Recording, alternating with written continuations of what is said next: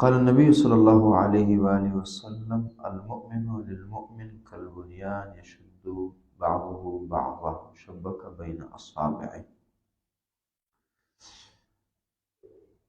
الولاء والبراء کے آج جن عنوانات پر بات کرنی ہے سے تو آپ کو بروقت آگاہ کر دیا گیا تھا۔ سب سے پہلے اسلام میں حکمت عملی کے متعلق،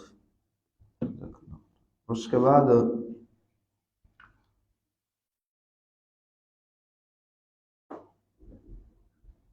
کچھ چیزیں مزید، مثلا کہ مسیحی کہنا اسی طرح نصارہ کو عیسائیوں کی طرف اس نام سے موسوم کرنا کیسا ہے، اور اس کے ساتھ ساتھ مزید کافر ممالک کی سیر و سیاحت یا وہاں کا سفر، اس پر تھوڑی بات ہے، اور پھر اسی طرح انشاءاللہ اس کے بعد اگلے ہمارے موضوع شاید اگلے ہفتے کے لیے ہوں گے کہ وہاں مستقل سکونت اختیار کرنا، اس کی طرف اشارہ تو ہو چکے ہیں لیکن تفصیلی بحث انشاءاللہ اس کی رہتی ہے، اور اسی طرح کافر ممالک کی نیشنلٹی یا جنسیت وغیرہ حاصل کرنا، اس کا کیا حکم ہے۔ چونکہ عموماً ہم نے یہ موضوع زیادہ سنے نہیں ہوتے اور سننے کی اس کی ضرورت بہت زیادہ ہے، چونکہ فی زمانہ مسلمان بہت زیادہ ان ممالک کا سفر بھی کرتے ہیں، سفر کیا بلکہ خواہش رکھتے ہیں، تڑپ تمنا ہوتی ہے، اس لیے موضوعات عوام کے سامنے بہت زیادہ رکھنے چاہیے، اس کی ضرورت ہے۔ تو پہلی چیز حکمت عملی کے متعلق جو ہماری بات ہے، یہ بہت گہری اور اہم بحث ہے۔ میری کوشش ہوگی کہ میں اس کو آہستہ آہستہ آپ کے سامنے بیان کروں تاکہ کچھ نہ کچھ اس موضوع کا کسی حد تک حق ادا ہو اور اچھی طرح بات سمجھ آئے بغیر کسی جلد بازی کے۔ اور اس موضوع پر بات کرنے کی ضرورت اس لیے محسوس ہوئی کہ فی زمانہ اس باب میں بہت زیادہ افراط و تفریط ہے۔ ہر بندے کی مجبوریاں بھی اپنی ہیں اور حکمت عملیاں بھی اپنی ہیں، اور اپنانے کا طور و طریقہ بھی نرالا ہے اور ذاتی ہے۔ کسی حد تک تو ہم نے مجبوری کے متعلق اور اکراہ کے متعلق بات کر دی تھی، جو آپ کو بار بار پڑھنی چاہیے اور سمجھنی چاہیے حدیث کے حوالے اور قرآن کی آیتوں کے حوالوں کی روشنی میں۔ آج ہماری بات اس کی ابتدا حکمت عملی سے ہوتی ہے، کیونکہ اللہ کا حکم بھی ہے کہ ادعو الی سبیل ربک بالحکمت والموعظۃ الحسنہ۔ اس کی ایک اہم تمہید پہلے ذہن نشین کیجیے تاکہ بات سمجھنے میں تھوڑی آسانی ہو۔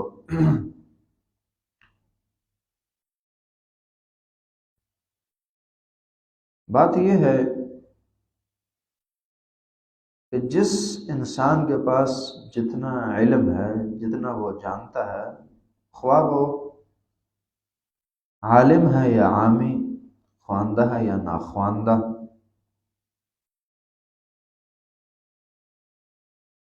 ہر ایک پر یہ لازم ہے کہ ایک تو جو علم اس کے پاس ہے اسے اپنی وسعت اور طاقت کے مطابق بیان کرے۔ بلغوا عنی ولو آیا، ایک آیت ہی کیوں نہ ہو بیان کی جائے گی جہاں اس کی ضرورت ہو۔ اپنی جگہ بحث ہے کہ پھر بیان کس انداز سے ہو۔ بعض لوگ اس آیت کو غلط بھی استعمال کرتے ہیں، اس حدیث کو، اور ہر بندہ خود کو کامل داعی سمجھ بیٹھتا ہے۔ اس حدیث کا معنی یہ نہیں ہے۔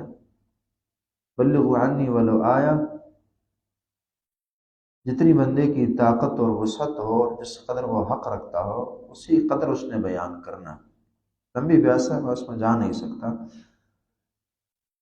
تو ایک تو یہ ہے کہ بات جہاں ضرورت ہو کی جائے گی، اور کتمان علم بہت بڑا گناہ قرار دیا گیا ہے۔ اللہ فرماتے ہیں ومن اظلم ممن کتم شہادت عنده من اللہ، آخر اس انسان سے بڑا ظالم کون ہوگا جس کے پاس اللہ کی طرف سے کوئی گواہی موجود ہو اور وہ بیان نہ کرے، چھپا دے۔ اس کا ایک معنی جہاں یہ ہے کہ جہاں گواہی دینے کی ضرورت ہو، دین کی ہو دنیاوی ہو، وہ دینی چاہیے۔ وہاں مفسرین نے ایک معنی یہ بھی لکھا ہے اور بنتا ہے کہ جو علم ہے یہ اللہ کی گواہی ہے نا، شہید اللہ انہ لا الہ الا هو والملائکہ واولو العلم قائما بالقسط، گواہی علم، اور اللہ نے اہل علم کا حوالہ دیا ہے۔ تو اس سے بڑا ظالم کون ہوگا جو علم کو چھپائے اور بیان نہ کرے۔ یہودیوں کی اللہ نے سورہ بقرہ بہت ساری صورتوں میں بار بار پکڑ کی ہے اس جرم پر، اور سنن ابو داؤد وغیرہ وغیرہ کی حدیث الجم بلجام من نار کے الفاظ بیان کرتی ہے کہ اس قسم کے بندے کو آگ کی لگام پہنائی جائے گی جو خود کے پاس موجود علم ضرورت ہو اور بیان نہ کرے۔ باتیں تھوڑی اچھی طرح آپ نے سمجھنی ہے۔ میری بڑی خواہش ہوتی ہے کہ بات ہم آہستہ کریں، ٹہر ٹہر کر کریں، تفصیلی کریں، دلائل دے دے کر کریں، لیکن پھر وہی بات وقت کی آ جاتی ہے تو تھوڑی جلدی میں کر دیتے ہیں، پھر دل نہیں مطمئن ہوتا اس پر۔ بہرحال جو علم ہے وہ بیان کیا جائے گا، اس کی طرف ہم آئیں گے کس انداز سے بیان۔ تو پہلی ڈیوٹی تو انسان پر یہ ہے، ہر انسان کی جس کے پاس جتنا بھی علم ہے، کہ اپنی وسعت، طاقت وغیرہ وغیرہ تقاضوں کے مطابق وہ بیان کرے گا، چھپائے گا نہیں۔ یہ میں بات تمہید رہا ہوں لیکن اس کی آپ کو واقعی ضرورت پڑنی ہے، بار بار پڑھنی ہے، اس لیے اس کو اچھی طرح ذہن نشین کیجیے۔ بعض اوقات یہ بھی ہوتا ہے نا کہ تمہید آپ کی اصل گفتگو سے زیادہ وزنی اور ضروری ہوتی ہے، اس کو بھی اسی طرح آپ سمجھیں۔ دوسری بات یہ ہے کہ اللہ اور رسول نے انسانوں کو پابند کیا ہے امر بالمعروف اور نہی عن المنکر کا، برائی دیکھ کر منع کرنا اور نیکیوں کی ترغیب دلانا، حکم دلانا، وگرنہ بہت ساری وعیدات احادیث نے بیان کی، دعائیں نہیں قبول ہوں گی، عمومی عذاب مسلط ہوں گے، تکالیف اور شدائد نے آنا ہے وغیرہ وغیرہ، اس قسم کی وعید حدیثوں نے بیان کی۔ تو یہ امر بالمعروف نہی عن المنکر بھی ضروری ہے۔ یہ دو باتیں ہم کو سمجھ آ گئی، ایک یہ ہے کہ علم کا اظہار کرنا ہے، دوسرا یہ کہ امر بالمعروف نہی عن المنکر بھی یہ فرض ہے ہر انسان پر جتنا اس کی طاقت اور وس میں۔ بعض اوقات ہوتا یہ ہے کہ ان دو ڈیوٹیوں کی انجام دہی میں کچھ رکاوٹیں بننے لگتی ہیں انسان کے آگے، اور جس بھی شکل میں ہوں، اور لوگ حکمت عملیوں کا نام دے کر بعض اوقات چھوڑ دیں گے، بعض اوقات غلط انداز سے بیان کریں۔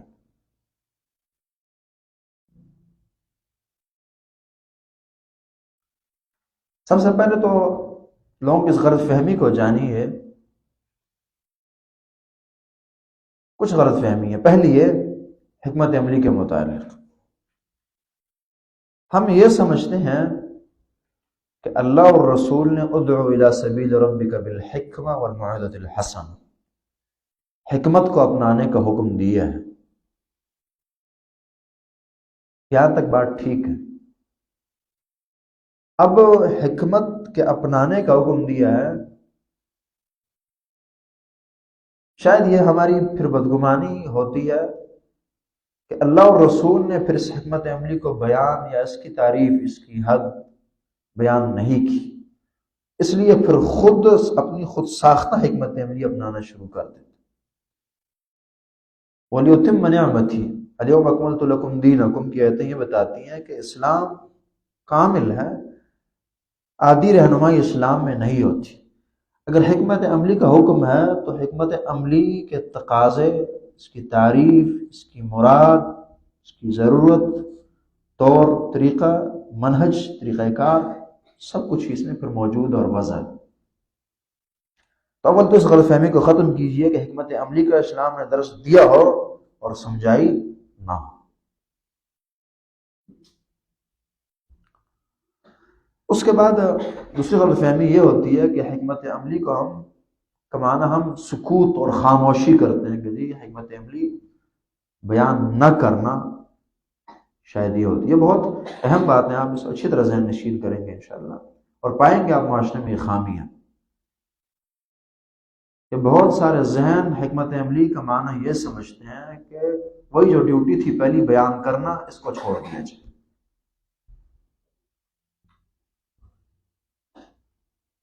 یہ ہرگز نہیں ہے۔ وجہ یہ ہے کہ قرآن نے ادعو الی سبیل ربک بالحکمہ، آپ اس آیت سے استدلال کرتے ہیں نا کہ حکمت ہونی چاہیے، تو یہ آیت جہاں حکمت اپنانے کا کہتی ہے وہاں یہ بھی کہہ رہی ہے ادعو، دعوت دیں، چھوڑے نا۔ ادعو دعوت دیں، یہی معنی، دعوت دیں دینی حکمت سے ہے، چھوڑنی نہیں ہے۔ تو اگر حکمت عملی کا معنی چھوڑنا کیا جائے گا تو اس آیت کے وہ چیز خلاف آئے گی، دعوت دینی ہے، چھوڑنی نہیں ہے۔ تو یہ غلط فہمی بھی اپنی جگہ غلط ثابت ہوگی۔ دو غلط فہمیاں۔ تیسری یہ ہوتی ہے کہ غلط حکمت عملی کا نام دے کر دین کے غلط بیان کرنے کا رخ لے لیا جاتا ہے۔ کیوں جی حکمت عملی کیا کرنا؟ بات سمجھ رہے ہیں آپ نا؟ پہلے یہ تھا بیان، بلکہ شروع سے آئیے پہلے حکمت عملی کے متعلق پہلی غلط فہمی ہم نے یہ بتائی کہ اسلام میں حکمت عملی ہو، تفسیر خود کی لی جائے اور اسلام نے اس کی رہنمائی پوری طرح انسانوں کی نہ کی۔ یہ غلط فہمی کی ہے، کیونکہ قرآن نے ما فرطنا فی الکتاب من شیء، ہم نے اس کتاب میں کوئی کمی نہیں کی، الیوم اکملت لکم دینکم، دین کمپلیٹ۔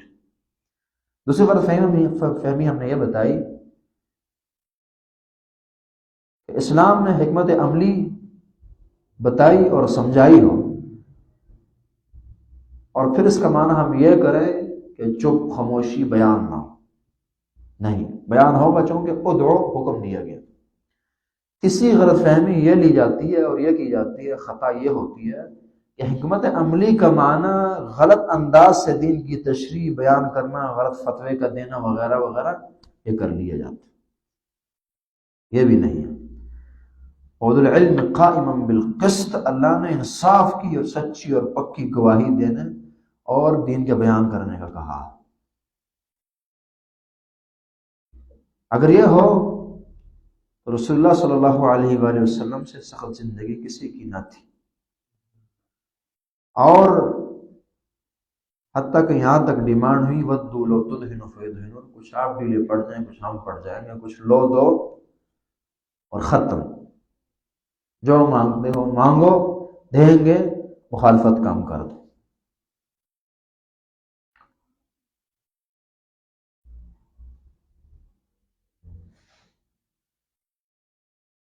یہاں تو اصطلاحات ذرا سمجھیے۔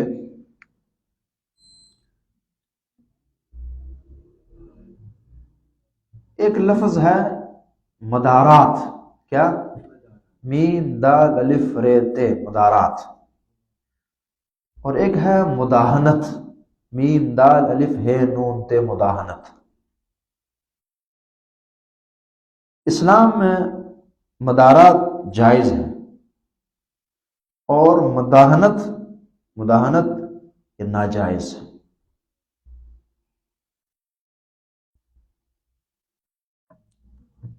اس کی ایک اچھی تشریح ہم ایک حدیث سے سمجھ سکتے ہیں۔ ہم ذرا حدیث دیکھیے، میں نے سینڈ کی ہے، یہ صحیح بخاری کی 3560 نمبر حدیث، آپ ذرا دیکھیے۔ عائشہ رضی اللہ تعالی عنہا انہا قالت ما خیر رسول اللہ صلی اللہ علیہ وسلم بین امرین الا اخذ ایسرہما ما لم یکن اثما۔ فرماتی ہیں حضرت عائشہ رضی اللہ تعالی عنہ کہ نبی کریم صلی اللہ علیہ وسلم کو جب بھی دو چیزوں کے مابین اختیار دیا گیا کہ وہ لیں یا یہ لیں، الا اختار ایسرہما، تو انہوں نے جو آسان تھا، جو آسانی کے پہلو رکھتا تھا، اس کام کو لیا، ما لم یکن اثما، جب تک گناہ کا کام نہ ہو، اور اگر گناہ کا کام ہو کان بعد الناس منہ، تو بہت دور بھاگا کرتے تھے اس کام سے۔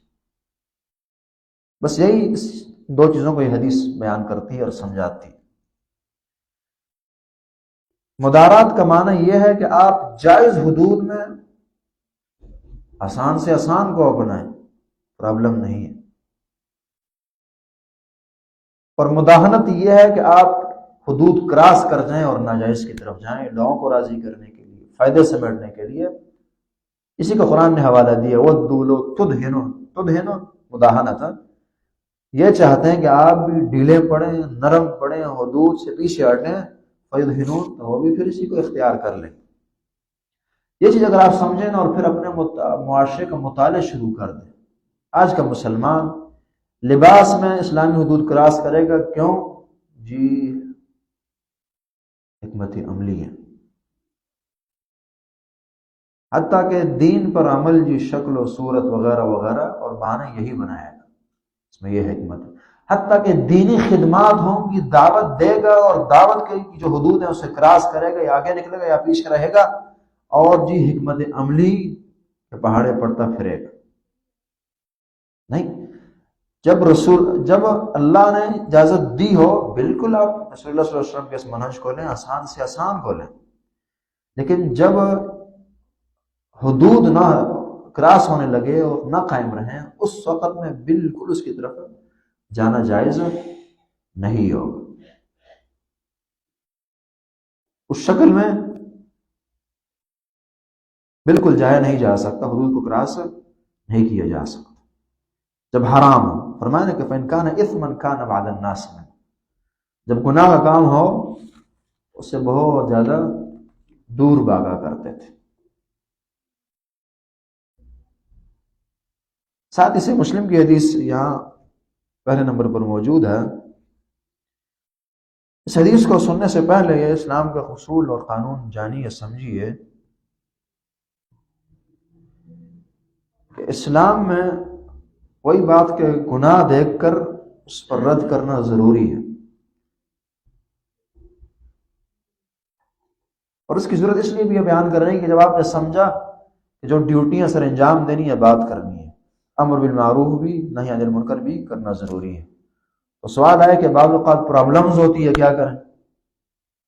وہ تو آپ سمجھ گئے کہ خاموشی اسلام میں نہیں ہے، خاموشی نہیں ہے، غلط کو صحیح کہنا نہیں ہے، تو کرنا کیا ہے؟ تو یہ حدیث بہترین رہنما۔ کرنا یہ ہے کہ ایکشن ہے، ایکشن کا نہ ہونا یہ نہیں ہے اسلام، ایکشن ہوگا۔ بس سمجھ آ رہی ہے نا؟ خاموشی نہیں ہے، ایکشن ہے، بالکل بے غم ہونا نہیں ہے، ایکشن ہے۔ تو ایکشن ہے کیا؟ تو حدیث کی طرف آتے، کوئی گناہ دیکھا، کسی جگہ بات کرنے کی ضرورت تھی، کسی جگہ نیکی کا حکم دینے کی ضرورت تھی، نہی عن المنکر کی ضرورت تھی، برائی سے منع کرنے کی ضرورت تھی، خاموشی اسلام کے تصور میں نہیں ہے۔ نہ خاموشی ہے کہ بندہ بس اندر، یعنی ایکشن کے بغیر رہے، خاموشی کے بجائے آپ یہ لفظ لائیں کہ آپ ایکشن کے اور کچھ کرنے کے بغیر رہ جائیں، اسلام میں طرز بالکل نہیں ہے، اس حکمت عملی بھی نہیں کہا جا سکتا۔ اور اسی طرح دوسری بات ہم نے یہ کی کہ یہ بھی نہیں ہے کہ آپ غلط انداز سے دین بیان کریں، خلیاں بگاڑ دیں، یہ بھی اسلام میں نہیں ہے۔ ایکشن ہے، ایکشن ہے، اور اچھا ایکشن ہے۔ وہ اچھا ہے کیا؟ صحیح مسلم کی حدیث، من رأى منکم منکرا، صحیح مسلم کی 49 نمبر حدیث آپ دیکھ رہے ہیں، من رأى منکم منکرا فلیغیرہ بیدہ، یہ ایکشن نمبر 1۔ برائی نظر آئی فلیغیرہ بیدہ، اگر طاقت ہے ہاتھ سے روک دے۔ ہاتھ سے مراد صرف ہاتھ نہیں، مراد یہ کہ فورس کر کے، طاقت اور زور اگر ہو تو روکیں اس برائی کو۔ وہ ہاتھ سے رکتی ہے، وہ پاؤں سے رکتی ہے، وہ خود اپنے ہاتھ سے رکتی ہے، کسی اور کے ہاتھ رکتی ہے، بالواسطہ رکتی ہے، بلا واسطہ، ڈائریکٹ انڈائریکٹ، جس طرح بھی آپ کی طاقت ہے روکی۔ اور اس کے اندر پھر اپنی بات اس کے اندر داخل ہوگی کہ آپ ہاتھ سے روکنے کا معنی یہ ہے کہ آپ ٹوٹل سنبھال سکیں، کر سکیں اور نتیجے تک پہنچا سکیں، اچھا نتیجہ اس کا نکال سکیں. یہ نہیں کہ آپ وقتی طور پر روک دیں اور پھر اس سے بڑا فتنہ برپا ہو جائے، وہ بھی اس کے اندر پھر داخل نہیں ہوگا. یہ ہوگا پہلا ایکشن گناہ کو دیکھنے کے بعد. اور فَإِن لَمْ يَسْتَطِعْ فَبِلِسَانِهِ، اگر یہ طاقت نہ ہو زبان سے بول دیں کہ یار یہ گناہ کا کام ہے نہ کیجیے. یہ ایکشن نمبر 2، یہ انسان کی حالت ہوگی اور یہ کام ہوگا. تیسرا، اللہ رب العالمین نے انسانوں کی طاقت دیکھی ہے نا. بھائی صاحب سمجھ آ رہی ہے آپ کو بات؟ غور سے سن رہے ہیں نا؟ جی غور سے سنیے آپ. تو نہ برائی دیکھی، لا یکلف اللہ نفسا الا وسعہا، اتنی طاقت ہو انسان کی اللہ تو نہیں پوچھتا. ہاتھ سے آپ نہیں منع کر سکے، زبان سے آپ نہیں روک سکے، کمزور ہیں، یا ہو سکتا ہے وقتی طور پر آپ روک سکیں لیکن بعد میں مصیبتیں اس سے بڑی بن جائیں، طاقت سے زیادہ ہوں یا فتنے اس سے بڑھنے لگے. تو اس کے بعد پھر تیسرا یہ ہے فَإِن لَمْ يَسْتَطِعْ فَبِقَلْبِهِ. یہ تیسرا ایکشن، یہ اس لیے میں نے کہا نا ہم ایکشن کہیں گے بجائے کچھ نہ کہنے کی. یہ بھی ایکشن تو ہے نا، دل کا ایکشن ہے آپ کا. فَإِن لَمْ يَسْتَطِعْ، بہت گہری حدیث، آپ اس کو گہرائی سے سمجھیں گے. سنیے آپ نے بار بار ہوگی. فَإِن لَمْ يَسْتَطِعْ فَبِقَلْبِهِ، اگر یہ طاقت نہ ہو تو دل سے. دل سے کیا؟ دل سے روکنا، دل سے برا جاننا، دل میں بغض رکھنا، دل سے نفرت کرنا، دل کے اندر وہ حساسیت ہو، جذبات ہو، بیداری ہو، نفرت ہو، اور اگر دعاؤں کی ضرورت ہو دعائیں ہوں، بد دعاؤں کی ضرورت ہو تو بد دعائیں ہوں. سمجھ رہے نا؟ اس لیے حدیث نے صرف بقلبی کیا، دل سے. دل سے کیا؟ دل سے تمام کام ہی جو اس کے کرنے کے. لیکن دل کا حوالہ اس دیا اور پھر یہ کہا وَذَلِكَ أَضْعَفُ الْإِيمَانِ، کہ ایمان کا سب سے لو رتبہ ہے، مقام ہے، مرتبہ ہے. کہ نہ ہاتھ نے کام دیا، کمزوروں کا ہاتھ، لاچاروں کا ہاتھ، یا خواتین نما ہاتھ اور مغلوب اور غلام ہاتھ کام نہ کر سکا، زبان حرکت نہ کر سکی، خاموش رہ گئی، یا بزدلی نے حرکت نہ کرنے دی، یا واقعی شرعی وجوہات تھی آپ نہ کر سکے. تو اس کے بعد ہے دل سے برا جاننا اس کام کا. یہ وَذَلِكَ أَضْعَفُ الْإِيمَانِ، سب سے لو ایمان. تو جہاں آپ اس پر خوش ہوتے ہیں کہ الحمدللہ اللہ رب العالمین کا دین کتنا آسان ہے، کسی برائی کو میں نہ منع کر سکوں، ہاتھ سے زبان سے دل میں برا جان لوں، اللہ کتنا بڑا احسان. تو جہاں اس پر آپ خوش ہیں وہاں وَذَلِكَ أَضْعَفُ الْإِيمَانِ سے تھوڑے غمگین بھی ہوں کہ اتنا کمزور میرا ایمان، اتنا معمولی میرا ایمان ہے کہ بالکل وہ تیسری کیٹیگری کا ایمان بن گیا ہے، نہ ادھر کا نہ ادھر کا نہ ادھر کا. اور رسول اللہ کی حدیث نے میرے ایمان کو وَذَلِكَ أَضْعَفُ الْإِيمَانِ کہا، وہ کمزور ایمان کا. یعنی میرے ایمان پر جو رسول اللہ کی اسٹیمپ لگی ہے وہ کون سی ہے؟ اضعف الایمان. سمجھ رہے ہیں نا؟ اس پہلو سے آپ خوش ہوں اور اس سے غمگین ہوں. اسلام کی وسعت پر، اللہ کی رحمت پر، رسول اللہ کی شفقت پر خوش ہوں، اور خود کی کمزوری پر پریشان ہوں، دکھی ہوں. افسوس کریں آپ وَذَلِكَ أَضْعَفُ الْإِيمَانِ.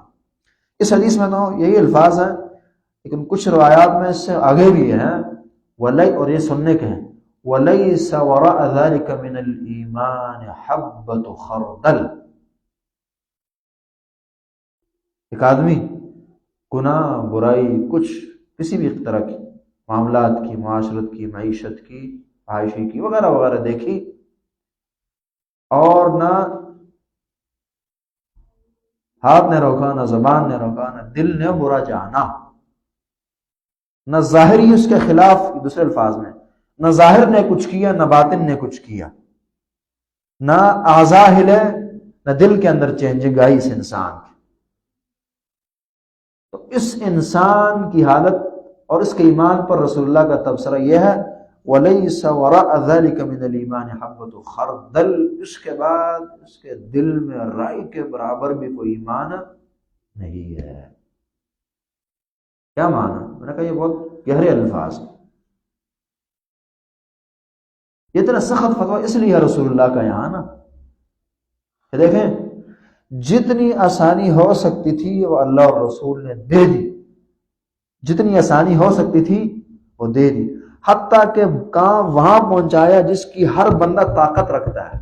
دل کا تو ہر بندہ وارث ہے نا، اس دل کے اندر آپ 1,00,000 راز چھپائیں، کسی کو بتائیں نہ کسی کو نہ خبر ہوگی، دشمن کو آپ نہ بتائیں کہ میں آپ کو دشمنوں سے خبر اس کی نہیں ہوگی۔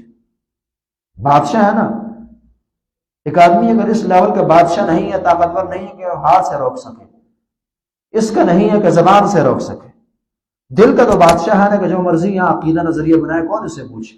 اور اس سے آپ پھر یہ بھی سمجھ سکتے ہیں کہ جو اللہ اور رسول نے نا عقیدے پر کوئی کمپرومائز نہیں کیا نا، عقیدے پر اسلام میں کوئی کمپرومائز نہیں ہے۔ آپ جانتے ہیں زندگی کے اعمال تباہ و برباد اگر عقیدہ خراب، کبھی سوچا اس کی وجہ کیا ہے؟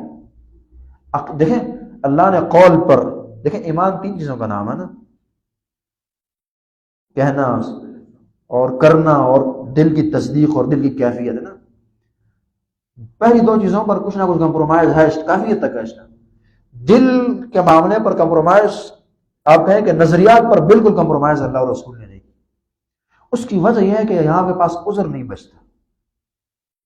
دل میں جو آپ عقیدہ بنائیں، کیا خبر کسی کو، کیا کوئی سختی کر سکتا، کیا کوئی جان سکتا ہے؟ میں نے کہا نا کہ دشمن کو بندہ نہیں جانتا کہ یہ میرا دشمن ہے جب اس کی زبان خاموش ہے اور دل میں جو مرضی وہ کرتا پھر رہا۔ ایک آدمی اپنے دل کا بادشاہ ہے، گناہ اس نے دیکھا نہ، یہ پہلا رتبہ اس کے دل کا بنا، اس کی عادت کا بنا، نہ دوسرا بنا، نہ تیسرا اس نے بنایا۔ اس کا مطلب یہ کہ اندر جو انسان کو تکلیف دینے والے جراثیم ہیں، گناہ کو دیکھ کر پریشان جو کرتے ہیں، وہ جو ایمانی جذبات ہیں اس کے، وہ ایمان جو جاگ رہا ہے اور جو جی رہا ہے اس دل کے اندر، اس کی زندگی جو ہے وہ ختم ہوگی۔ اگر یہ دل کے اندر ایمان ہوتا تو کم از کم یہ تو کیفیت ہوتی نا کہ گناہ کو دیکھ کر کچھ سے احساس پیدا ہوتا، کوئی نفرت پیدا ہوتی، ظالم کے ظلم کو دیکھ کر اسے تکلیف ہوتی، اور مظلوم پر ظلم کے ہوتے ہوئے یہ بے چین ہوتا۔ معاشرے کے اندر فحاشی اور یعنی دیگر معاملات سے چینج کرتے ہیں اور یہاں تصویریں سے پریشان کرتی، اور اسی طرح اسلام کے متعلق جو انسانوں کے نظریات اور ان کی دشمنی ہے وغیرہ وغیرہ، یہ سب معاملات سے پریشان کرتے۔ جب یہ کچھ نہیں ہو رہا تو وَلَيْسَ وَرَاءَ ذَلِكَ مِنَ الْإِيمَانِ حَبَّةُ خَرْدَلٍ، مطلب یہ کہ جو دل کو جگانے والے جراثیم ہیں اس کے ختم ہو چکے ہیں۔ وَلَيْسَ وَرَاءَ ذَلِكَ مِنَ الْإِيمَانِ حَبَّةُ خَرْدَلٍ، اور رائی کے برابر بھی اس دل کے اندر اب ایمان نہیں بچا۔ ایک لیول پھر بدبختی کا اس سے بھی اوپر کا آتا ہے، باتیں چھوٹی نہیں ہیں، سب سے بڑی بدبختی ہے نا، اس کا لیول سب سے کمزور ایمان سے بھی گیا گزرا جو ہے وہ یہ ہے۔ اگر میں اور اپنا مطالعہ کریں نا تو قریب قریب اسی کے گزر رہے ہیں، کم از کم اگر بالکل داخل نہ ہو قریب قریب ضرور ہیں اس کے۔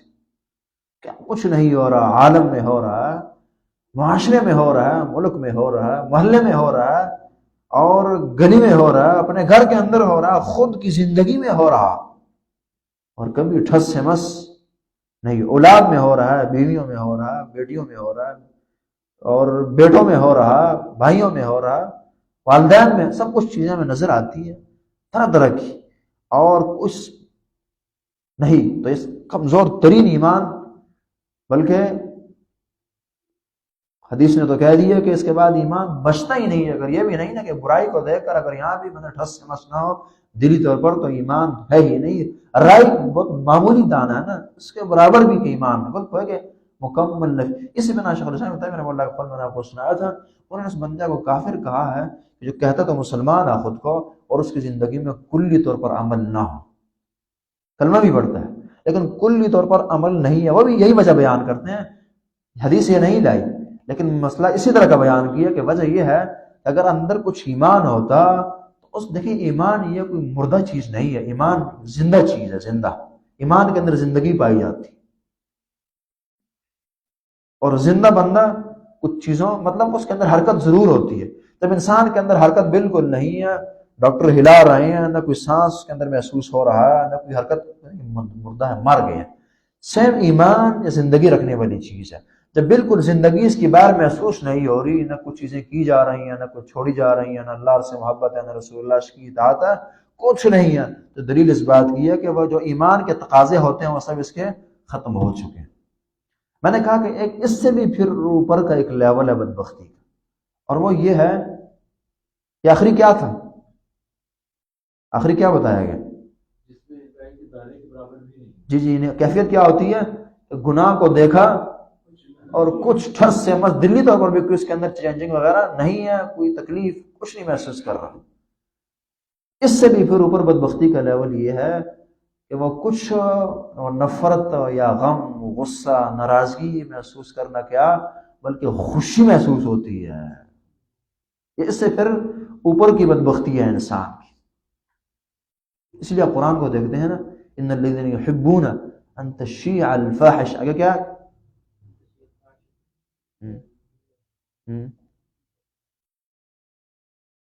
تم عذاب علیم فی الدنیا والآخرہ۔ جی کتنے حافظ صاحب بیٹھے ہیں، میں آپ سے سننا چاہ رہا ہوں جی۔ ان الذین یحبون ان تشیع الفاحشۃ فی الذین آمنوا لہم عذاب، ہاں جی، اور وَلَهُمْ عَذَابٌ علیم، علیم عظیم، علیم جی۔ آپ سے پوچھیں گے تاکہ آپ جاگ کر بیٹھیں جی اور باتوں کی فرصت نہ ملے۔ تو اب یہاں دیکھیے اللہ فرماتے ہیں وہ لوگ یحبون، جن کی یہ چاہت ہے، ان تشیع الفاحشہ، کہ فحاشی اور یعنی پھیل جائے۔ دیکھیں نا، یہ میں نے کہا اس سے پھر بڑا لیول ہے بدبختی کا، یعنی کچھ ایکشن ری ایکشن تو ہے نہیں گناہ پر، الٹا اس کی چاہت ہے۔ لہم عذاب علیم فی الدنیا والآخرہ، اور خاص طور پر مومنوں اور مسلمان معاشرے، مسلمانوں میں اللہ نے یہاں مسلمانوں کی خیال رکھا۔ اللہ کو ویسے بھی بہائی ناپسند ہے نا، لیکن بڑا جرم یہ ہے کہ کوئی اسلامی ملک، اسلامی افراد، اسلامی گھریلو وغیرہ وغیرہ کوئی ایسی زندگیاں اس کے اندر جو اس فحاشی کو داخل کرتا ہے، اللہ نے ان کا تذکرہ کیا۔ اللہ کے ہاں بڑے مجرم ہے کہ یہ پاک ماحول میں ناپاکیاں اور گندگیاں گسار ہیں۔ لہم عذاب علیم فی الدنیا والآخرہ، ان کے لیے دنیا اور آخرت میں بڑا دردناک عذاب ہے، ہاں، وَلَهُمْ عذاب علیم، ان کے لیے پھر دردناک عذاب ہے، یعنی درد۔ اور پھر آپ جانتے ہیں کہ عظیم سے پھر عظیم بڑے عذابوں کا، علیم دردناک، جو تکلیف بعض اوقات ایک چیز بڑی تو ہے لیکن تکلیف کم دے رہی ہے نا، یہ بھی ہو جاتا ہے، بڑی مصیبت آئی ہے لیکن آپ محسوس نہیں ہو رہی۔ لیکن یہاں کیا ہے کہ جو مثلا ایک آدمی کی جو ٹانگ ہے وہ اتنی فالج زیادہ ہو گئی ہے یا اتنا شوگر اس کا حد سے بڑھ گیا معاملہ کہ وہ کاٹی جا رہی ہے، اسے خبر نہیں ہے، اب بہت بڑی آزمائش پر ہے نا، لیکن اس کو درد نہیں ہے اس کو، لیکن علیم ہو کہ جو درد بھی رکھے ساتھ۔ اکثر اللہ رب العالمین اس قسم کا عذاب جو ہے وہ اپنے بڑے دشمنوں، منافقوں وغیرہ وغیرہ کے لیے بیان کرتے ہیں، ان کے لیے ہوگا۔ جرم کیا ہے کہ چاہ رہے ہیں، ان کی چاہت ہے کہ یہ ہو۔ یہ پھر ضروری نہیں ہے کہ ہم بڑے لیول پر اس کی چاہت رکھیں، کئی دفعہ انفرادی اور جزئی طور پر ایک جوانی کی وجہ سے، جذبات کی وجہ سے خواہش ہوتی ہے کہ جی بس یہ چیزیں پھیلنی چاہیے، آزادی ہونی چاہیے، جی تعلقات کی آزادی ہو، دینے لینے کی آزادی ہو، کوئی پرابلم ایسی نہ ہو۔ کاش کہ اسلام میں یہ جائز ناجائز نہ ہوتی ہے، جائز ہونی چاہیے تھی۔ وہ دل کی چاہت، وہ برائی کو دیکھ کر وہ اس پر رد تو دور کی بات، مزید الٹا کچھ اس کو چاہ رہی ہوتی ہے، اس کی زندگی انسان کے، اس کا دل اس کا طلبگار رہتا ہے۔ یہ پھر اس سے بدبختی کا لیول جو ہے تھوڑا اوپر کا ہے کہ بالکل برائی کو دیکھ کر ٹھس سے مس ہونا، کیا اس کی طلب رہتی ہے، اس کی چاہت رہتی ہے اور متقاضی ہوتا ہے دل کا یہ کام جو ہے یہ ہو جائے۔ تو یہ ہے، یہ حدیث ہمیں یہ بتاتی ہے کہ برائی کے خلاف ایکشن لینا ہے، ہاں حکمت عملی اپنائیں۔ اب حکمت عملی حدیث نے بتا دیا، ہاتھ سے کر سکتے ہیں ہاتھ سے روکیں گے، اور نہیں تو زبان سے، نہیں تو دل میں وہ زندگی آپ کی برقرار رہے گی، اور اس انتظار میں رہیں گے، اللہ سے دعائیں کریں گے کہ یا اللہ مجھے طاقت دے کہ میں ہاتھ سے روکوں، میں زبان سے روکوں، دعائیں کریں گے، پلاننگز ہوں گی، اس کے لیے طرح طرح کی سوچیں ہوں گی، اللہ سے مانگا جائے گا اسلام کا غلبہ۔ اور یہ نبی کریم صلی اللہ علیہ وآلہ وسلم کی یہ سنت تھی، الا تریحنی من ذی الخرصہ، صحابی سے فرماتے ہیں کہ آپ مجھے آرام نہیں پہنچاتے، میری بے قراری بے سکونی کو نہیں ختم کرتے، ذوالخلصہ کا جو بوتا ہے اس کو ختم کر کے۔ معنی کیا ہوا کہ شرک کی نفرت تھی اور شرک انہیں پریشان کر، یہ تو ہمارا ایمان ہے کہ ادھر بھی دربار ادھر بھی دربار، وہ بھی ہو رہا یہ بھی ہو رہا، بازار بھی ڈسمس اور یہ گھر بھی ایسے، اندر بھی گناہ اور گمراہیاں اور باہر بھی گمراہیاں، اور کوئی تکلیف نہ ہوتی۔ رسول اللہ کا ایمان یہ تھا کہ معصیت پر رب العالمین کہ نافرمانیوں پر وہ تکلیف محسوس کرتے، اللہ تریحنی من ذی الخلصہ، کہ آپ مجھے آرام نہیں پہنچاتے. کیا مطلب؟ کہ انہیں تکلیف محسوس ہو رہی ہے، اس تکلیف سے آرام کے طلبگار ہیں. یہ ہے جب اندر ایمان ہوگا تو کچھ آؤٹ پٹ ضرور اس کا ہوگا. جب ان پٹ ہی نہیں ہوگا، اندر اسلام ہی نہیں ہے، ایمان ہی نہیں ہے، تو پھر یہ چیزیں انسان سے ممکن ہوتی ہے کہ کچھ اثر اس پر نہ ہو. اس کے بعد ذرائع تو پہلا ٹاپک تھا کہ حکمت عملی ضرور اپنائی جائے. حکمت عملی اسلام میں ضرور ہے، لیکن حکمت عملی کا مفہوم نہ بالکل کچھ نہ کہنا ہے خاموشی، اور نہ یہ کہ غلط تشریح اسلام کی کرنا جی مجبوری ہے. نہ کریں، خاموش رہیں نا. یہ کام ہاتھ سے نہیں کر سکتے، زبان سے نہیں کر سکتے، دل میں کریں، خاموش رہیں. لیکن یہ نہیں ہے کہ آپ غلط تصور اسلام کا پیش کریں. اسلام نے اس کی اجازت ہے بالکل نہیں دی. امید ہے کہ انشاءاللہ آپ مطمئن ہوں گے. کوئی سوال وغیرہ تو بعد میں کیا جا سکتا ہے. اس کے بعد ذرا دوسرے ٹاپک کی طرف آئیے کہ نصارہ کو مسیحی یا عیسائی وغیرہ کہا جا سکتا ہے یا نہیں. ایک جزوی سا مسئلہ ہے، لیکن بیان کرنا میں نے ضروری سمجھا کیونکہ ہماری ضرورت ہے. اس ماحول میں ہم بستے ہیں، رہتے ہیں، اور واسطہ پڑتا ہے ہمیں. تو اس کو تو اگر حرام نہیں کہا جا سکتا نا، تو کم از کم اتنا ضرور ہے کہ بچنا اس سے بہتر ہے. اس کی وجہ یہ ہے کہ اللہ اور رسول کی تعبیروں میں ہی زیادہ خیر ہوتی ہے. قرآن میں، اسی طرح نبی کریم صلی اللہ علیہ وسلم نے حدیث میں کسی بھی جگہ عیسائیوں کو، جنہیں ہم عیسائی کہتے ہیں، کرسچن وغیرہ، انہیں عیسائی نہیں کہا، انہیں مسیحی نہیں کہا، بلکہ انہیں نصارہ کہا. وقالت اليهود ليست النصارى على شيء وقالت النصارى ليست اليهود على شيء. بلکہ اگر آپ دیکھیں تو وہ دیکھیں اس کی ایک وجہ ہے نا کہ ان کی نسبت عیسیٰ علیہ السلام کی طرف بنتی ہی نہیں ہے نا، ہے ہی نہیں. جس طرح کہ اس زمانے کے مشرکین کہا کرتے تھے کہ ہم ابراہیمی ہیں، اور قرآن نے رد کیا ما کان ابراہیم یہودی ولا نصرانی ولکن کان حنیفا مسلما. ابراہیم مسلمان تھا، تو تمہارے نہیں تھے ابراہیم. جو رد کیا ان پر نا، کہ خود کو ان کی طرف منسوب کرتے تھے. مشرکوں پر رد کیا اور عیسائیوں پر رد کیا، یہودیوں پر کیا کہ ابراہیم کی طرف نسبت نہیں کرنی. اسی طرح ہم کہتے ہیں کہ یہ نصارہ کی نسبت عیسیٰ علیہ السلام کی طرف کرنا یہ مناسب نہیں اور بہتر نہیں. اس طرح آپ نے سنا ہوگا نا کہ جو بدفعلی کرنے والے افراد ہوں، کہا جاتا ہے کہ ان کی جو نسبت ہے وہ لوط علیہ السلام کی طرف نہ کی جائے، لوطی نہ کہا جائے انہیں نا، چونکہ وہ مقدس آدمی تھے اور یہ غیر مقدس ان کی نسبت ان کی طرف کرنا مناسب نہیں ہے. بعین عیسیٰ بن مریم اللہ رب العالمین کے برگزیدہ رسول ہیں، مطیع ہیں، اور قرآن نے حوالہ دیا کہ تمام ہی مسلمان تھے یہ.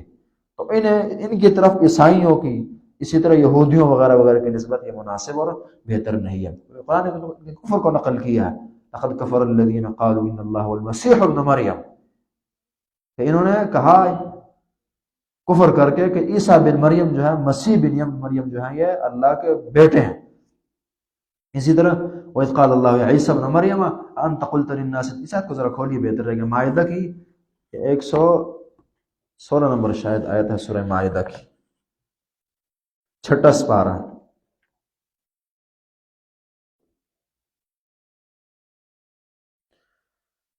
قیامت کے دن اللہ رب العالمین فرمائیں گے عیسیٰ بن مریم سے، أَنْتَ قُلْتَ لِلنَّاسِ اتَّخِذُونِي وَأُمِّيَ إِلَٰهَيْنِ مِن دُونِ اللَّهِ، آپ نے لوگوں سے کہا تھا کہ تم مجھے اور میری والدہ کو الہ بناؤ اللہ کو چھوڑ کر. قال سبحانک، وہ کہیں گے نہیں، ما یکون لی ان اقول ما لیس لی بحق، میں وہ باتیں نہیں کر سکتا اس کے کہنے کا مجھے حق نہ ہو. یہاں سے حکمت عملی کی بات بھی سمجھ آتی ہے کہ اس کا حق نہ ہو، بات نہیں کرنی، غلط انداز سے تشریح نہیں کرنی اسلام کی.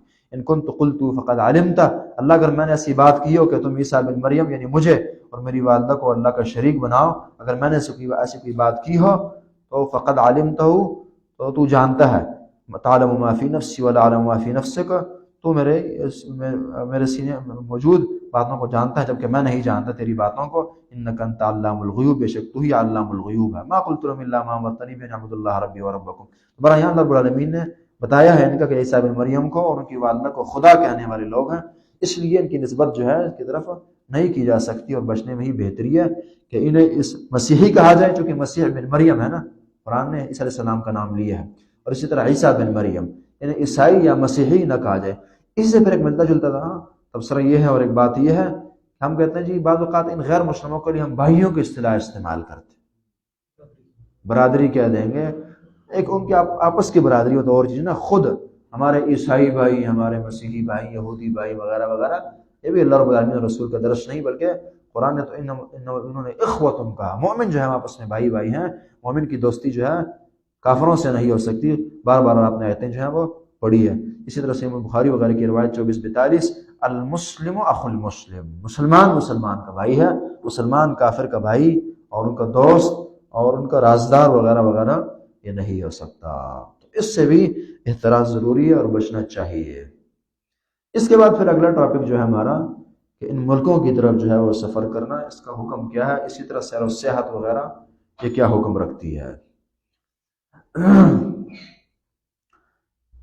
سب سے پہلے تو یہاں آپ دو تقسیمیں کر لیں کہ کافر ملکوں کی طرف سفر اس کی دو قسمیں ہیں۔ ایک ہے مجرد سیاحت، سیر و تفریح، اور دوسری چیز ہے کہ ضرورت کے تحت وہاں جانا۔ جہاں تک یہ پہلی چیز ہے کہ فقط سیاحت سیر و تفریح کے لیے وہاں جانا، تو اس میں کوئی اختلاف نہیں ہے کہ یہ حرام ہے، ناجائز ہے، اس سے بچنا ضروری ہے۔ بلکہ اسلام نے تو اسلامی ملکوں میں بلا ضرورت گھومنا پھرنا اور جی ٹائم پاسی وغیرہ وغیرہ، انسان کی قیمتی زندگی بڑی قیمتی ہے، ان چیزوں کی اتنی زیادہ اجازت نہیں دی ہے۔ سیرو فی الارض، جہاں تک کچھ آپ کو حکمتیں سمجھ آتی ہوں، اللہ کی کائنات دیکھنی ہوں وغیرہ وغیرہ، وہ ایک اور چیز ہے۔ یا کبھی کبھار اگر اپنے معاشرے میں کہیں سیر و تفریح کرنی پڑ جائے تو اس کو پھر اس نیت سے کیا جائے کہ رب العالمین کی قدرت کی نشانیاں دیکھی جائیں۔ لیکن خاص طور پر جب کافر ملکوں کی بات ہو تو اس کا حکم پھر اس سے بالکل الگ تھلگ ہے اور مشکل ہے، اس سے بچنا انسانوں کے لیے ضروری ہے۔ بلکہ سنن ابو داؤد کی روایت میں نے آپ کے سامنے سینڈ کی ہے، نبی کریم صلی اللہ علیہ وآلہ وسلم ارشاد فرماتے ہیں، بلکہ ان سے اب ایک آدمی نے پوچھا اللہ کے رسول اذن لی فی السیاحہ، 2486 نمبر یہ حدیث ہے، اللہ کے رسول مجھے آپ سیر و تفریح کرنے کی اجازت دیں۔ قال النبی صلی اللہ علیہ وسلم ان السیاحۃ امتی الجہاد فی سبیل اللہ تعالی، کہ میری امت کی سیاحت جو ہے یہ اللہ رب العالمین کے راستے میں جہاد کرنا۔ واقعی سیر و سیاحت ہے، کبھی ادھر کبھی ادھر، پوری دنیا بندہ گھوم لے گا۔ اسی جس طرح کے صحابہ کرام رضوان اللہ علیہم اجمعین کا یہی منہج تھا، اور اسلام کے لیے انہوں نے کتنے ہی سلطنت اور کتنے ہی ممالک جو ہیں وہ زیر کی۔ سنن ابو داؤد کی روایت میں حدیث تھوڑی متکلم فی ہے، عبدالرحمن بن سمر رضی اللہ تعالیٰ عنہ ارشاد فرماتے ہیں کہ ہم نے ایک مقام پر جنگ لڑی جس کا نام کابل تھا، یعنی گویا کہ صحابہ جو آپ کابل تک پہنچے ہیں جہاد کرتے کرتے جو ہیں۔ تو ٹھیک کہا رسول اللہ صلی اللہ علیہ وسلم نے کہ میری امت کی جو سیاحت ہے یہ جہاد ہے، تو گویا کہ اسے اجازت نہیں دی، کہا کہ یہ کیجیے نا بجائے۔ اور پھر وہ مسلمان کو جو اسلام کے لیے جیب سے ایک ٹکا نہیں نکال سکتا، کسی مسجد میں 2 ٹکوں کا چندہ نہیں دے سکتا، کسی مدرسے کے لیے کچھ کر نہیں سکتا، اور یہاں جی پھر اس کے لاکھوں اور ہزاروں جو ہے ٹورز وغیرہ وغیرہ پر خرچ ہو رہے ہوتے ہیں۔ یہ کچھ احساس کرنے کی ضرورت ہے، اسلام کے لیے کچھ غیرت کرنے کی ضرورت ہے۔ قرآن نے کہا، سورہ فرقان میں اللہ فرماتے ہیں والذین لا یشهدون الزور، وہ لوگ مطلب مومنوں کی اللہ رب العالمین نے صفات بیان کی، اور بڑا پیارا یہ رکوع ہے سورہ فرقان کا۔ فرقان سورت ساری پیاری ہے، لیکن خاص طور پر جو آخری رکوع ہے نا، کیونکہ قرآن کی بات ہے، اور پھر اہل قرآن کی اللہ نے صفات بیان کی کہ اہل قرآن پر قرآن کا اثر کیا ہے۔ ایک صفت یہ بیان کی ہے والذین لا یشهدون الزور، گناہ کی مجلسوں میں، جہاں اس کا معنی یہ ہے کہ وہ جھوٹی گواہی نہیں دیتے نا، وہاں کا معنی یہ ہے کہ وہ گناہ کی جگہیں، گناہ کی مجلسیں سے احتراز کرتے ہیں۔ ہم کافر ملکوں کی بات کر رہے ہیں، سفر کی بات کر رہے ہیں، یا وہاں سیاحت کی بات کر رہے ہیں۔ اس وقت مسلمانوں کے ممالک آپ کے سامنے نہیں ہے، اور یہ جی لا یشهدون الزور سے خارج نہیں ہو سکتے۔ آپ گئے ہوں گے، حالات دیکھے ہوں گے، آپ کے پارک آج کل اسی کا نمونہ پیش کر رہے ہیں، آپ کے سیاحتی مقام یہی فضا بنا بیٹھے ہیں والذین لا یشهدون الزور، ایمان کا بچانا۔ وہ الگ بات ہے کہ ہم وہی گناہ کو دیکھ کر اتنے عادی ہو گئے ہیں کہ وہی بات کا وہ احساس بھی اندر مر گیا ہے کہ گناہ ہے بھی یا نہیں۔ اب کسی سے آپ کہیں کہ جی یہ تصویر وغیرہ وغیرہ کیسے گناہ ہے، جی آپ کدھر کی باتیں کر رہے ہیں، فلانا کام گناہ، جی کیا بات، یعنی حتیٰ کہ اگر یہ باتیں بھی اکبر نارمل سی کی اور حدیث و قرآن کے حوالے دے کر کیا تو اسے بھی عجیب سمجھتے کہ یہ کہاں کی بات ہے، یہ سیر و سیاحت پر پابندی لگائی جا رہی ہے، یہ آپ سنیں گے یہ بات۔ تو بات یہ ہے کہ اس انداز سے جہاں ایمان کو بچانا مشکل ہو، ایمان کے لیے مسائل ہو، لیکن وہی ایمان تب بچے گا جب ایمان ہو نا۔ ایمان کو تب تکلیف ہوگی جب اندر ہے ایمان، جب ایمان ہی نہیں ہے ولیس وراء ذلک من الایمان حبۃ خردل کی کیفیت ہے، تو اس میں پھر احساس کیا ہونا، اسے تکلیف کیا ہونی ہے، تو دیکھ کر ہنسے گا، خوش ہوگا، چاہے گا ان چیزوں کو۔ تو قرآن کا حکم ہے والذین لا یشهدون الزور واذا مروا باللغو مروا کراما۔ اسی طرح سے بخاری کی روایت آپ کے سامنے ہی موجود ہے، 42 نمبر حدیث، عن ابن عمر رضی اللہ تعالی عنہما قال قال رسول اللہ صلی اللہ علیہ وسلم۔ یہ حدیث پھر آگے بھی ہمیں ضرورت پڑے گی اگلے ٹاپک میں، کہ لا تدخلوا علی هؤلاء المعذبین، کہ وہ لوگ جن پر عذاب نازل ہوئے ہیں ان لوگوں کے پاس یعنی دیکھنے کے لیے ان کے علاقوں میں، اقوام مہلکہ ان کے گھروں میں داخل نہ ہوا کرو، ان کے علاقوں کو نہ جایا کرو، جب ضرورت پڑے اور جانا ضروری ہو تو الا ان تکونوا باکین، رو رو کر وہاں سے داخل ہونا اور وہاں جانا۔ دوسری روایت میں ہے کہ وہاں سے پھر جلدی نکلو، کیوں؟ ان یصیبکم مثل ما اصابہم، کہ جو تکلیف، جو آزمائش ان پر اور جو عذاب اللہ کو ان پر مسلط ہو کہیں وہ تم پر نہ مسلط ہو جائے۔ نبی صلی اللہ علیہ وسلم نے یہ مہلکہ عذاب کے اقوام کے متعلق کہا تھا۔ ہمارا بھی عجیب ایک نظام ہے اور ہم بھی عجیب مسلمان ہیں کہ جہاں عذاب آئیں وہاں کی سیر و سیاحت شروع ہو جاتی۔ 2005 میں شاید آپ کو میں سے بات کو یاد ہوگا کہ اب تک یہ ٹرینڈ ہے ہمارا کہ جہاں کوئی زلزلہ آیا 10-5 بندے مر گئے، ساری دنیا دیکھنے جا رہی ہوتی۔ یعنی عذاب اور پھر عذاب کو دیکھنا اور پھر بجائے عبرت حاصل کرنے کے سیر سپاٹوں کے لیے وہاں نکلنا، یہ عجیب ہے۔ یہ بات انشاءاللہ پھر آگے بھی اس حدیث کو ہم بیان کریں گے۔ یہ پہلی شکل تھی کہ سیاحت کی غرض سے تو بالکل کافر ملکوں کسی بھی شکل سے، ٹورس کی شکل میں جا رہے ہیں، ہنی مون منانے جا رہے ہیں یا جو کچھ بھی ہے، اس سے احتراز ضروری ہے۔ یہ بات ہے ایمان کی۔ اگر ایمان نہیں ہے تو کسی کی کوئی پابندی نہیں ہے، میری بھی نہیں ہوگی، اللہ رسول کی کسی کی نہیں ہے، پھر تو جو مرضی انسان کرے نا۔ وہ کسی انسان نے دوسرے سے کہا، کہ بندے نے دوسرے سے کہا کہ کوڑے کے ڈھیر پر نماز نہیں ہوتی، کوڑے کے ڈھیر پر نماز نہیں ہوتی، میں نے کل پڑھی ہوگی تھی۔ تو پھر یہ بات ہے نا، مقصد یہ ہے کہ اللہ اور رسول کے ہاں یہ چیز نہیں ہے۔ اگر آپ کا اپنا دل کرتا ہے پھر کرتے رہے، اسے کون منع کر سکتا ہے کسی کو؟ تو یہ ہے سیاحت ان ممالک کی جہاں پہ خاص طور پر ایمان کا بچانا اور سیو کرنا بھی ہر لحاظ سے ناممکن ہے۔ اب دوسری شکل ان ممالک کو جانا جو کسی ضرورت کے تحت ہو، اس کا حکم کیا ہے؟ اول تو مطلقاً یہ ہم نے پیچھے اشارتاً بات کی تھی کہ ان ممالک کا سفر جو ہے وہ عام ضرورتوں کے لیے بھی کرنا اور جانا اور وہاں رہنا یہ ناجائز ہے۔ وہاں رہنا، وہاں جانا، سفر کی بات کریں، اور رہنے کی انشاءاللہ اگلے ہفتے کریں گے، وہاں رہنا جو ہے یہ ناجائز ہے۔ اسی سے پھر ملتی جلتی بات یہ بھی آ جاتی ہے کہ وہاں رہنا یہ ناجائز ہے۔ پیچھے کچھ بات اس پر کی تھی، یہاں ذرا تاکہ آپ کو تھوڑا اطمینان ہو۔ ہمیں عرب کے بہت بڑے قابل قدر عالم شیخ محمد بن عثیمین رحمہ اللہ کا فتویٰ نقل کرنا مناسب سمجھتے ہیں۔ وہ فرماتے ہیں لا یجوز، یہ جائز نہیں ہے، وہاں جانا وہاں رہنا یہ ناجائز ہے، الا بشروط ثلاث، 3 شرطیں اگر ہوں تو پھر وہاں چلے جایا جا سکتا ہے۔ یہ ضرورت کا سفر ہم کہہ رہے ہیں، سیر و سیاحت نہیں ہے۔ نمبر 1 ان یکون عنده علم يدفع به الشهوات، اس کے پاس اتنا علم ہو کہ یدفع به الشبہات، کہ وہاں کے جو فتنے ہیں، شبہات ہیں، عقائد کی خرابی ہیں، بدعات ہے، شرک ہے، عیسائیت ہے، یہودیت ہے، مجوسیت ہے، ہندوازم ہے، سکھ کا مذہب ہے، وغیرہ وغیرہ، صوفیت ہے، الہاد ہے، جو کچھ بھی ہے اس کا متعلق وہ اچھی طرح جانتا ہوں تاکہ ان زندگیوں کے اندر وہ پڑھ نہ جائے۔ اور آج کا پھر آپ کو پتہ ہے مسلمان پوری زندگی اسکول، کالج، یونیورسٹی پڑھتا رہا، پہلے ہی سے بے خبر ہے، اور وہاں گیا اور پھر وہاں کے الہاد کو سیکھ کر یہودیت کو، عیسائیت کو آ کر پھر ہمارے سر بیٹھ، یہ ہوتا ہے۔ آپ تاریخ دیکھیے، مسلمانوں کو ہمیشہ شکست اسی طرح کے افراد کے ہاتھوں ہوئی ہے کہ جن کی تربیت بیت کی گئی ہے، اور پھر آپ تاریخ دیکھیں، اپنے طور پر تاریخ کا ذرا مسلمانوں کو موازنہ کریں، ہمیشہ ہی عربوں کو اگر خراب کیا تو یہی کیا کہ عربوں کچھ افراد اٹھائے، وہاں تربیت کی، پھر عربوں کو مسلط کیا۔ عجمیوں کو خراب کیا، یہی کچھ کیا۔